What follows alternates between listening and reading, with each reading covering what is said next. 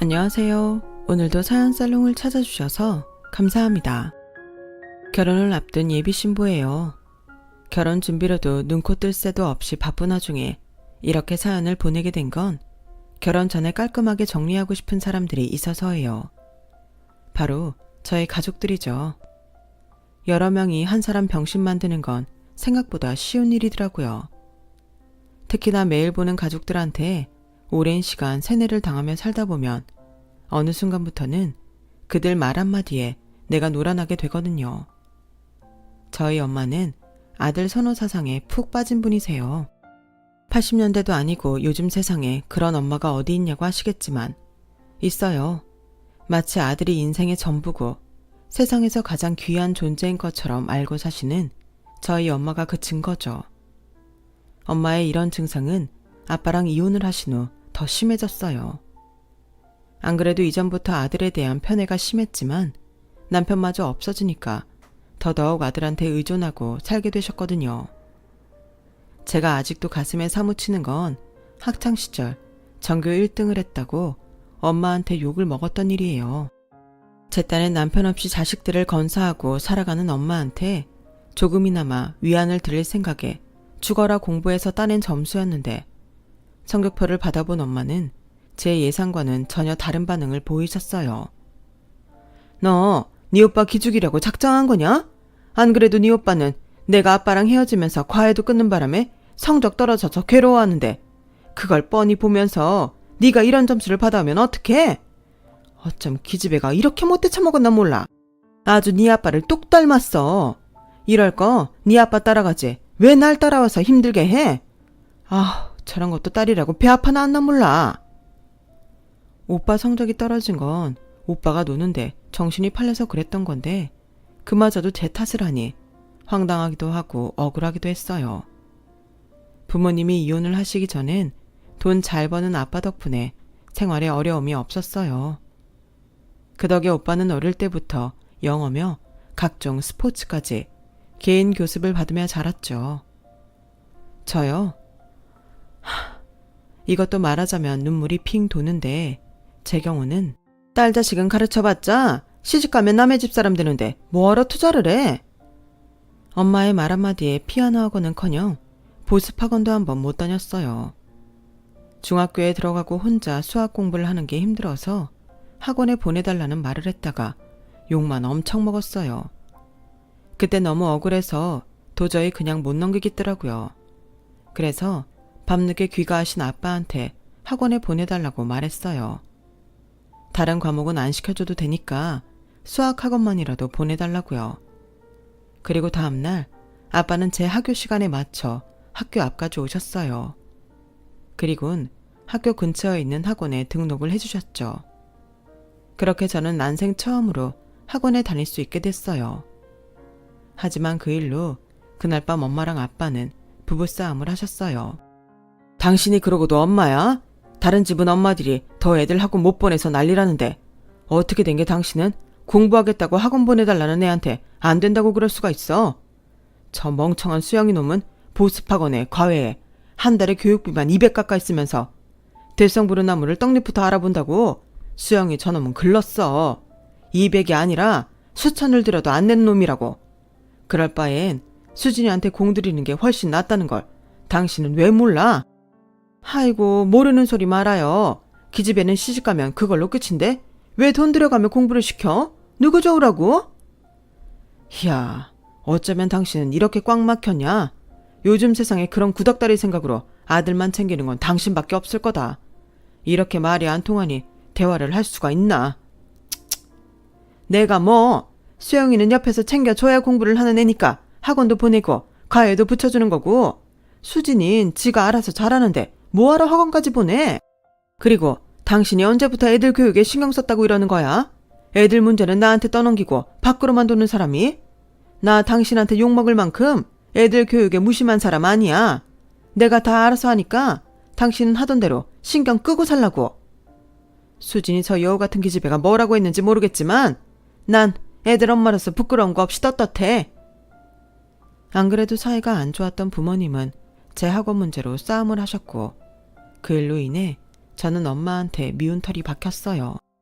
그러다 제가 중3이던 가을, 경영 악화로 하시던 회사를 접은 아빠는 큰아빠가 계신 캐나다로 가자고 하시더라고요.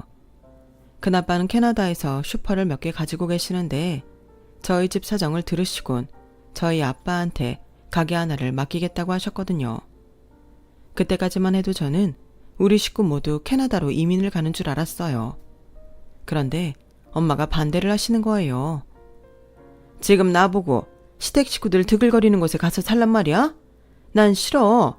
내가 이 나이에 시집살이 할 일 있어? 누가 당신 보고 어머니 모시래? 어머님 형님 내가 모시고 있는데 무슨 소리야? 그걸 말이라고 해? 아주버님 가게에서 일하는데 어떻게 모른 척하고 살겠어? 툭하면 시댁에 불려가는 건 불보듯 뻔한데. 게다가 아가씨네도 방학 때마다 애들 어학연수다 뭐다 핑계대고 캐나다 들락거리는데 이게 시집살이가 아니면 뭐야? 애초에 당신이 사업만 제대로 했으면 이런 일도 없잖아. 당신이 일 제대로 못해서 회사 망했는데 왜 그 책임은 내가 고스란히 져야 하냐고. 난 싫어. 절대 못 가. 당신 캐나다 갈 거라면 차라리 이혼하고 혼자 가. 이민 문제로 부모님은 하루가 멀다 하고 싸우셨어요. 그러는 와중에도 오빠는 캐나다로 이민 가면 군대는 안 가겠다고 신나했죠. 제 눈에는 그런 오빠가 정말 철딱서니가 없어 보였어요. 끝나지 않을 것 같던 부모님의 싸움은 결국 이혼이라는 최악의 결론을 내고 말았어요. 결국 오빠랑 저를 키우는 조건으로 우리가 살던 집은 엄마가 가지게 되었어요. 아빠, 나도 아빠 따라갈래. 내가 밥도 하고 빨래도 다 할 줄 알아. 그러니까 나 좀 데리고 가, 응? 수진아, 아빠도 널 데리고 가고는 싶은데 엄마도 없이 너를 키울 자신이 없다. 더군다나 거기는 말도 안 통하는데 아빠가 널 무슨 수로 키우겠니? 나중에 자리 잡으면 그때 부를게. 그때까지만 엄마랑 오빠랑 잘 살고 있어. 아빠도 없는 집에서 살아갈 생각을 하니 눈앞이 캄캄했어요. 그리고 그런 걱정은 얼마 지나지 않아 현실이 되어버렸죠. 그나마 다니던 보습학원도 아빠가 캐나다로 가시자마자 더 이상 다닐 수 없게 되었어요. 엄마 말로는 이제는 돈 벌어올 사람도 없으니 허리띠를 바짝 조여야 한다고 했지만 그 말과 달리 오빠는 예전 그대로 학원이며 거회를 하고 있었거든요. 네 오빠는 내년이면 고3이잖아. 시기할 걸 시기해라. 누가 봐도 밑빠진 독에 물 붓기였지만 엄마는 오빠에 대한 믿음을 저버리지 않았어요. 하지만 오빠가 정작 중요한 고3이 되었을 땐 상황이 더 안 좋아져서 어떻게든 학원을 보내셨지만 과외는 끊을 수밖에 없었어요. 그리고 그 무렵 고등학교 1학년이던 저는 전교 1등을 했어요. 전교 등수가 150등 안에도 못 들던 오빠는 제 성적표를 보자 욕부터 하더라고요. 아 미친, 네가 이러니까 학교에서 선생님들도 나한테 뭐라고 지랄하잖아. 동생만도 못하다고. 야, 나 전학하라. 내가 너 때문에 돌아버리겠어. 스트레스가 쌓여서 공부가 안 된다고. 자기가 공부를 안 해서 성적이 나쁜 건 생각 안 하고 제 성적 잘 나온 걸 탓하는 오빠라니 정말 내 오빠지만 한심했어요. 내 탓만 하지 말고 오빠도 제발 정신 차리고 공부 좀 해. 엄마 혼자 힘들게 돈 버는 거 보면 미안하지도 않아? 학원도 다니면서 왜 그렇게 성적이 안 나오는 거야? 이게 공부 좀 한다고 어디서 오빠한테 훈계질이야. 이제 아빠도 없으니까 내가 우리 집 가장인 거 몰라? 알아서 키워라. 가장이 가장 같아야 가장 대접을 하죠. 하지만 엄마한테는 이런 아들이 세상 둘도 없는 든든한 아들이었어요. 전교 1등한 딸한테 오빠 기죽인다고 욕설을 퍼부을 만큼 삐뚤어진 아들 사랑이었죠. 결국 오빠는 대학에 들어가지 못했어요. 그렇다고 나가서 돈을 벌었던 것도 아니에요. 엄마한테 용돈 받아 살면서 친구들이랑 나이트나 가고 여자 꼬시기에 치중했죠. 그러다 결국 속도 위반으로 20살 가을에 결혼을 하게 되었어요. 제가 보기엔 오빠나 그 언니나 도찐 개찐이었지만 엄마는 생각이 달랐어요. 어디서 몸 함부로 굴리던 게 내 아들 발목을 잡았다며 낙태를 종용하다가 오빠가 미쳐 날뛰는 모습에 결혼을 허락하고 말았죠. 아직 오빠는 군대 문제도 있고 경제적으로 자립할 능력이 안 돼서 오빠 방에서 신혼을 시작하게 되었어요. 시집살이를 하라고 하면 싫어할 줄 알았는데 예상외로 올케 언니가 흔쾌히 그러겠다고 하더라고요. 자기는 음식도 못하고 세탁기도 제대로 못 돌린다면서 오히려 저희 집에 들어와 사는 게 편하다나요? 아무튼 철이 없기는 오빠나 언니나 매일반이었어요. 그래도 결혼을 하고 나니 조금은 정신이 들었는지 오빠는 일자리를 구하기 시작했어요. 하지만 학벌도 없고 기술도 없는 주제에 폼나게 넥타이 매고 사무실 근무를 고집하느라 취업이 안 되자 하루는 사돈 어른이 오빠를 불렀어요. 사돈 어른이 하시는 횟집에 불려간 오빠는 눈물 쏙 빠지게 혼이 나고는 그날부터 사돈 어른 횟집에서 주방 보조로 일을 하게 되었죠. 안 그래도 어려운 장인어른을 직장 상사로 모시게 된 오빠는 죽을 맛이었을 거예요. 평생 자기 손으로 라면 하나 끓여본 적 없던 오빠는 주부 습진이 걸릴 정도로 손에 물이 마를 날이 없게 되었어요. 그 모습에 엄마는 하루가 멀다 하고 눈물을 찍어내셨죠. 고3이 된 저는 꾸준히 성적 관리를 한 덕에 수시로 명문대에 합격을 하게 되었어요. 하지만 기쁨도 잠시, 엄마가 축하한다는 말 대신 욕설을 퍼부으시더라고요. 넌 네 오빠 기죽이라고 작정을 했니? 네 오빤 식당 주방에서 손에 물이 마를 날 없이 일하고 사는데 네가 뭐라고 대학을 가? 난 너 대학 등록금 못 대주니까 대학 갈 거면 네 돈 내고 다녀. 어떻게 된 기집애가 지 엄마 힘든 것도 모르고 등골 빼먹을 생각만 해? 그런 것까지 지 아빠 닮아서 아주 징글징글하다니까? 엄마가 순순히 등록금을 대주지 않을 거라는 건 알고 있었어요. 하지만 저라고 뾰족한 수는 없었죠. 학생이 돈이 어디 있겠어요. 그래서 캐나다에 있는 아빠한테 연락을 했어요. 자주는 아니어도 가끔씩 아빠랑 톡으로 안부 정도는 전하고 살았던 터라 캐나다 낮 시간에 맞춰 톡을 보냈죠. Y대에 붙었다는 문자에 아빠는 바로 영상통화를 걸어왔어요. 못 본 사이 살도 많이 빠지셨고 주름도 느셨더라고요. 일이 고된 모양이었어요. 아빠 얼굴을 보자 참았던 눈물이 터져서 통화하는 내내 울먹이며 대화를 했던 기억이 나네요. 다행히 아빠가 대학 등록금을 대주시기로 해서 대학 등록을 할 수 있었어요. 아빠랑 통화를 하고 얼마 뒤 캐나다에 사는 사촌 언니랑도 SNS로 연락이 닿아서 문자를 나눴는데 아빠가 재혼을 하셨다고 하더라고요. 2살짜리 딸도 하나 있다고 하는데 그 말을 들으니 갑자기 가슴이 쎄해지더라고요. 이제는 온전히 내 아빠가 아닌 것 같았거든요. 아빠의 재혼 소식은 엄마랑 오빠한테는 전하지 않았어요. 엄마가 오빠 결혼식도 아빠한테 알리지 않은 걸 봐서 영 끊고 살기로 작심한 것 같기도 해서 괜히 분란을 일으키기 싫었거든요. 아빠 도움으로 대학을 다니면서도 나름 과외도 하고 아르바이트도 하면서 돈을 벌었어요.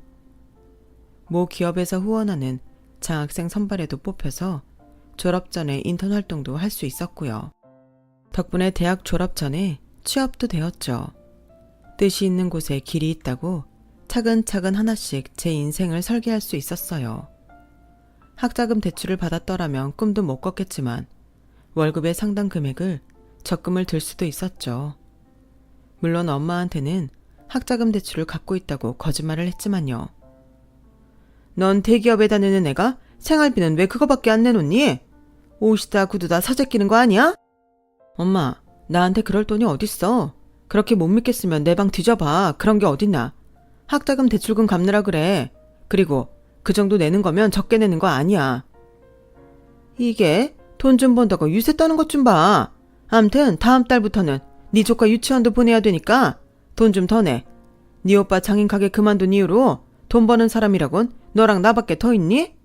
애는 점점 커가는데 네 올케는 일도 안 하고 뭐 하는지 모르겠다.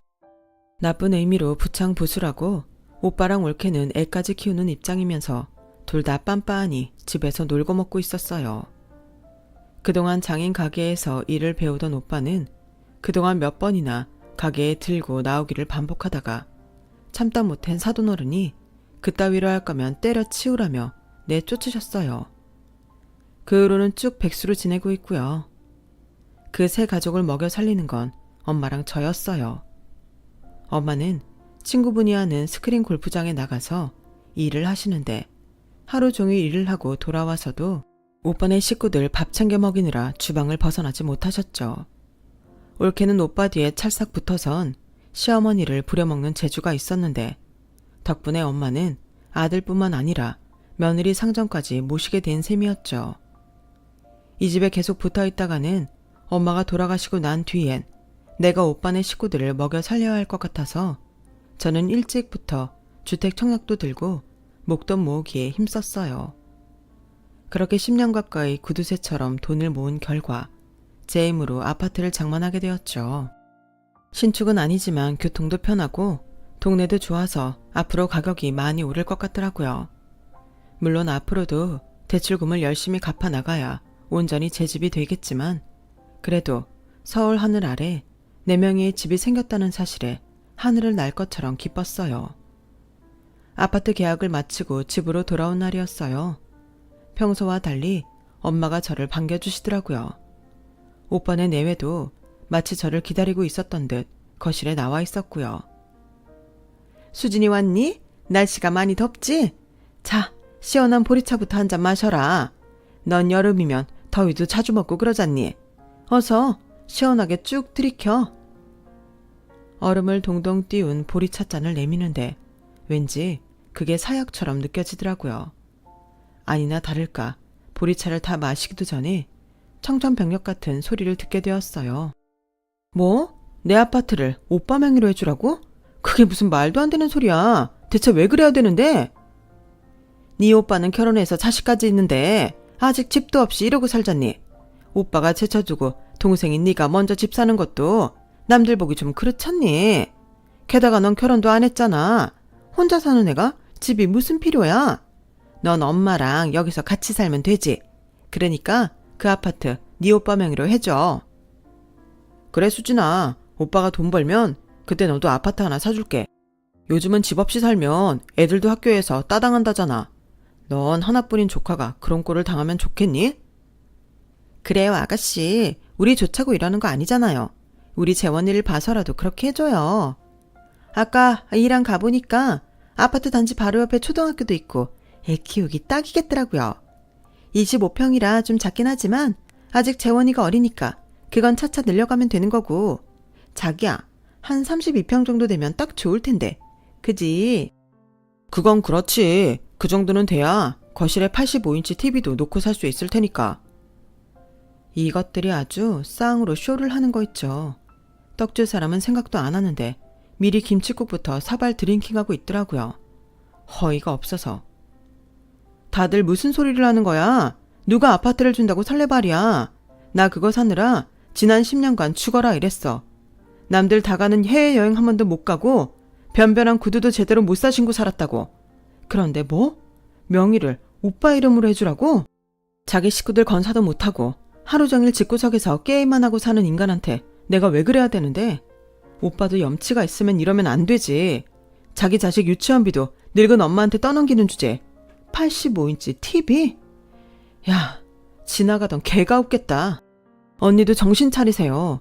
25평은커녕 당장 월세방 구할 능력들도 안 되면서 30평대 아파트를 꿈꿔요? 자식 앞에 두고 창피하지도 않아요? 저는 참다 못해 버럭 질러버렸어요. 그랬더니 조금 전까지 해사하게 웃고 있던 엄마와 오빠 내외 얼굴이 180도 변해버리더라고요. 이기집애 말하는 꼬라지 좀 봐. 야, 너 아파트 하나 샀다고 눈에 뵈는 게 없냐? 어디서 건방지게 오빠한테 지랄을 떨어. 야, 너 내가 코인으로 대박만 나면 그깟 25평 아파트가 문제가 아니야. 건물주도 될 수 있다고. 어디서 그지 같은 아파트 하나 가지고 더럽게 유세떠네. 엄마, 나 그냥 얘 아파트 안 가질래. 더럽고 치사해서 그 집에 안 들어갈 거야. 아니 왜? 저기 집에 저러는 거 하루 이틀이야. 엄마가 말 잘해서 네 앞으로 명의 돌려줄 테니까 우리 아들은 걱정하지 마. 수진이 너 나 좀 보자. 엄마는 강제로 제 팔을 끄드러 잡고는 안방으로 들어갔어요. 너 이기집애 네 옳게 보는 앞에서 꼭 그렇게 말해야 돼? 네가 이러면 네 오빠 체면이 어떻게 돼? 긴 말할 거 없고 당장 명의 돌려. 안 그럼 너 내 집에서 내쫓을 줄 알아. 엄마, 말이 되는 소리를 해. 내가 번 돈으로 산 아파트를 왜 엄마 마음대로 오빠한테 주라 말아야? 그동안 내가 번 돈으로 오빠네 식구들 먹고 산 것도 열받아 죽겠는데 왜 집까지 뺏으러 드냐고. 차라리 나 집 나갈게. 나갈 테니까 다시는 내 아파트 넘보지 마. 그날 밤 너무 속상해서 울면서 남자친구한테 전화를 했어요. 집을 나가겠다는 말에 남자친구는 잠시 말이 없더니 진지하게 그러더라고요. 수진아, 차라리 우리 이참에 결혼할까? 우리 사귄 지 벌써 3년 넘었어. 그동안 말은 안 했지만 우리 집에서도 결혼하라고 성화시거든. 차라리 독립을 할 거면 나한테 시집 와라. 처음 그 말을 들었을 때는 말도 안 되는 소리라고 생각했는데 침대에 누워 곰곰이 생각해보니 나쁜 결정 같지는 않았어요. 결혼을 염두에 두고 사귀기 시작한 거는 아니었지만 3년 동안 사귀면서 여러모로 꽤 저랑 잘 맞는다고 생각했었거든요.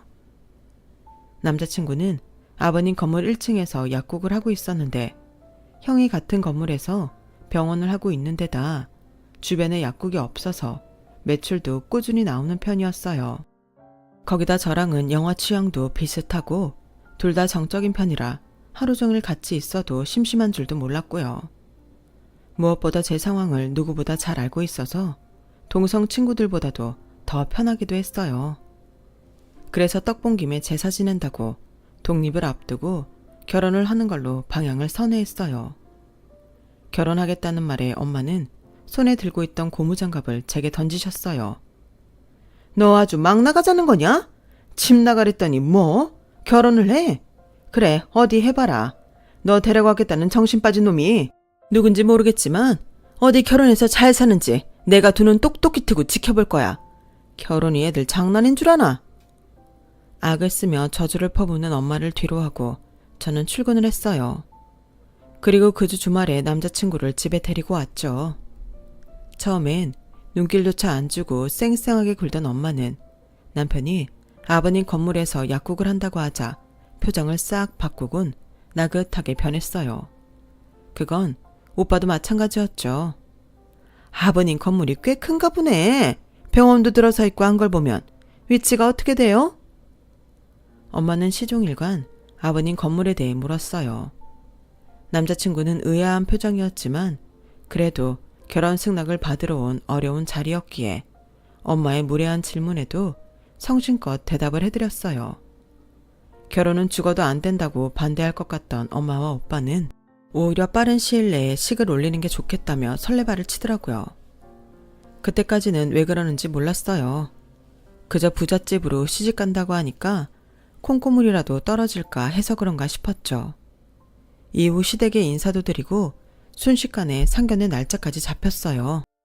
물 흐르듯 진행된 결혼에 조금 당황스럽기도 했지만 기왕 할 거라면 후딱 해치우는 것도 좋겠다 싶더라고요. 그렇게 시간은 흘러 상견례 날이 되었어요. 엄마랑 올케는 아침 일찍부터 샵에 가서 머리를 하고 잔뜩 치장을 했어요. 누가 보면 자기들 상견례 날인 줄 알겠더라고요. 오빠는 언제 샀는지 고가의 양복까지 새로 빼입었더라고요. 이 인간들이 왜 이러나 싶더라고요.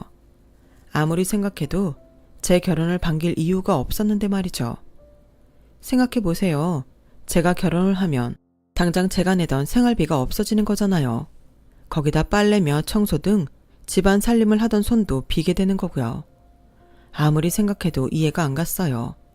그런데 상견례가 시작되고 채 5분도 안 돼서 그 이유를 알게 되었어요. 몰랐는데 결혼 얘기가 나오고 난 뒤 엄마랑 오빠 내외가 아버님 건물에 다녀갔더라고요. 마침 2층 식당 자리가 하나 비어 있었는데 오빠가 거기를 눈독 들이고 있었던 거예요. 사돈이니 시세보다 싼 값이거나 혹은 운 좋으면 공짜로 가게 세를 얻을 수 있을 거라고 생각했던 거죠. 그리고 상견례가 시작되자마자 뜬금없이 제 자랑을 늘어놓더니 가짜 눈물까지 짜내며 쇼를 하지 않겠어요. 사돈께서도 아시겠지만 남편 없이 그동안 애들만 믿고 살았습니다. 그래도 수진이 얘가 없는 살림에 공부도 곧잘 하고 남들 들어가기 어렵다는 대기업도 척하니 붙지 않았습니까?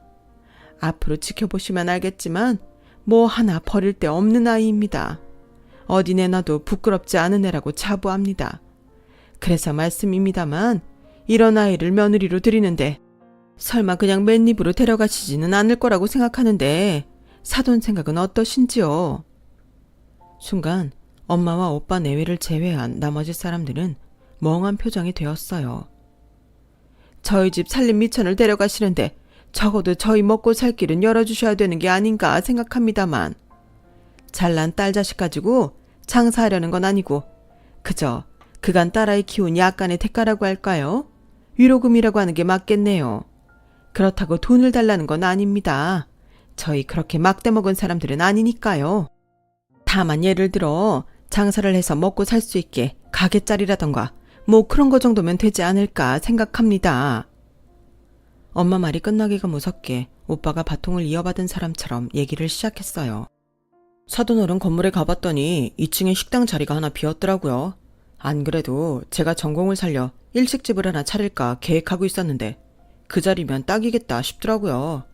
사돈어른은 상가 놀리지 않아도 되니 좋고 저는 저대로 싼 값에 가게를 구해서 좋지 않겠어요? 그러자 엄마가 오빠 허벅지를 찰싹 때리며 다시 입을 열었어요. 해도 참, 아무렴 그 큰 건물을 가지고 계신 분이 사돈한테 그깟 가게짜리 하나 내주고 돈을 받으시겠니? 그것도 며느리 하나뿐인 오빠한테? 그렇지 사돈. 쿵하면 짝한다고 엄마랑 오빠가 번갈아가며 국어를 넘어선 반 협박을 한 거 보니 정말 창피해서 쥐구멍에라도 숨고 싶은 심정이었어요. 엄마 오빠 도대체 왜 이래? 지금이라도 저 입들을 막으려고 제가 말을 끊었더니 아버님이 그런 저를 막으셨어요. 아가, 아니다. 보아하니 어머님께서 자식 키운 대가라도 받고 싶으신 모양인데 안 그렇습니까 사돈? 역시 우리 사돈어른께서는 대화가 통하시네요.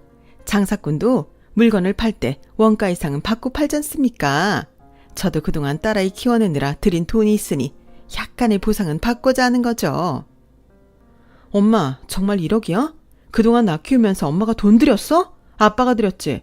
나 그동안 아빠가 번 돈으로 고등학교까지 나왔고 대학도 아빠 돈으로 다녔어. 엄마한테 자식은 오빠 하나뿐이었잖아. 그래놓고 뭐? 나한테 들인 돈을 돌려달라고? 그런 게 있다고 쳐도 그걸 왜 엄마가 받아? 캐나다에 있는 아빠가 받아야지. 엄마가 나 등록금 안 주겠다고 대학 포기하라고 했을 때 등록금 내준 사람 아빠였어. 그런데 왜 엄마가 그 대가를 받으려고 들어? 내가 왜 결혼을 결심하게 됐는지 알아? 더는 엄마랑 오빠한테 내 인생 저당 잡히기 싫어서 그런 거야. 내가 지난 10년간 뼈 빠지게 벌어서 가져다 준 생활비, 빈둥빈둥 놀고 있는 오빠네 식구들 입에 들어가는 것도 화가 나고 앞으로도 발목 잡혀 살게 될 게 치가 떨려서 도망치려고 그런 거라고. 그런데 왜 이런 자리에서까지 날 창피하게 만들어? 저는 두 손으로 얼굴을 감싸쥐고 펑펑 울었습니다. 그러자 어느새 남자친구가 곁으로 와서 저를 달래주더라고요. 그때였죠. 아버님이 긴 한숨을 쉬시더니 말씀하셨어요. 얼마 전에 캐나다에서 수진이 아버님이 전화를 하셨더군요. 지금 하시는 일도 그렇고 이미 이혼을 한 상태라 상견례 자리에 참석이 어려우시다며 몇 번이나 사과를 하시더군요. 그러면서 그간 수진 양이 살아온 얘기를 들려주셨습니다. 그 얘기를 듣는 내내 세상에 이런 집이 다 있나 싶었습니다. 설마 안사돈이 그렇게 부모 자격 없는 사람일까 의구심이 들었는데 오늘 안사돈을 뵈니 바깥사돈 말이 거짓은 아닌 것 같네요. 뭐 하나 부족한 게 없어 보이던 수진 양이 한없이 가여워지니 말입니다. 어떻게 이런 사람들이랑 그동안 살았을까 생각하니 수진 양은 능력뿐만 아니라 인품이며 참을성도 대단한 사람이란 생각이 드는군요. 딸 자식 키워준 대가를 달라고요? 그렇게 따지면 안사돈과 수진 양 오빠도 그간 수진 양을 통해 착취한 금전과 노동 대가를 지불해야 맞는 거 아닙니까? 아니, 그게 무슨 말도 안 되는 소립니까? 제가 딸아이한테 착취를 하다니요?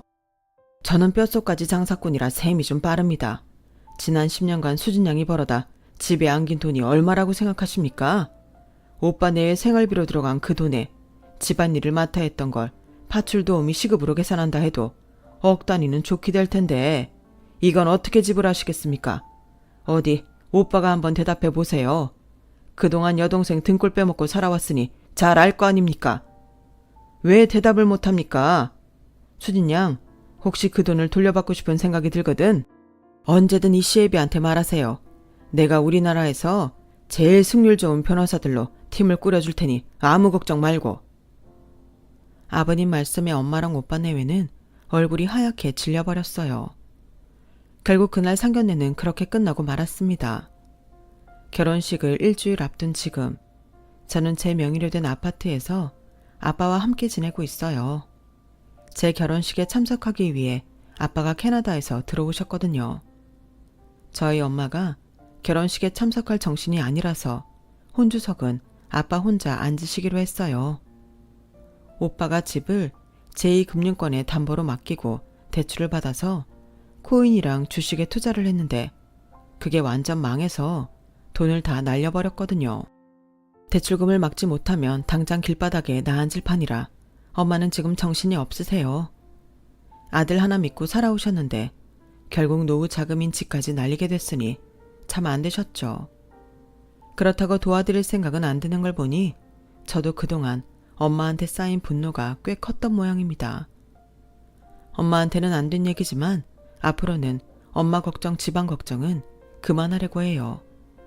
나를 아껴주고 사랑해주는 사람들을 생각하기에도 바빠질 것 같거든요. 지금이야말로 몸도 마음도 친정으로부터 제대로 독립할 때가 아닌가 싶네요. 지금까지 제 사연을 들어주셔서 감사합니다. 들어주신 분들, 사랑하는 가족들 옆에서 항상 행복하시길 바랍니다. 여러분, 사연 댓글에 응원과 현명한 조언 부탁드려요. 좋아요와 구독은 저에게 큰 힘이 됩니다. 오늘도 좋은 일 가득하세요.